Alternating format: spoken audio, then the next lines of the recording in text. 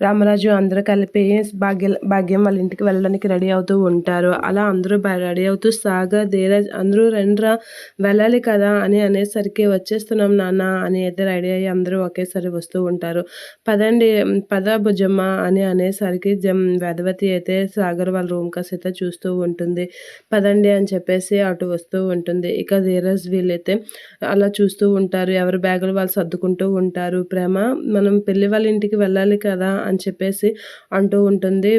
వేదవతి ప్రేమతో బాయ్ అత్త అని చెప్పేసి అయితే అంటూ ఉంటుంది. చాలా కోపంగా అనేసి అక్కడి నుంచి అయితే వెళ్ళిపోతూ ఉంటుంది. అలా వెళ్ళిపోగానే ఒకసారిగా వేదవతి షాక్ అవుతూ ఉంటుంది. ఇక ఏంట్రా చిన్నోడా మాట్లాడరా నాతో, నేను వాళ్ళ ఉంటే నువ్వు తట్టుకోలేనురా, ఏదో ఒకటి మాట్లాడరా అని చెప్పేసి అయితే అంటూ ఉంటుంది వేదవతి. అలా అనేసి చేపట్టుకొని అయితే ఏడుస్తూ ఉంటుంది. అలా ఏడ్చిన ధీరజ్ పట్టించుకోకుండా తను సర్దిన బ్యాగ్ని అయితే పట్టుకొని వెళ్ళిపోతూ ఉంటాడు. అలా వెళ్ళిపోగానే వేదవతి అయితే షాక్ అయ్యి అలా చూస్తూ ఏడుస్తూ ఉంటుంది.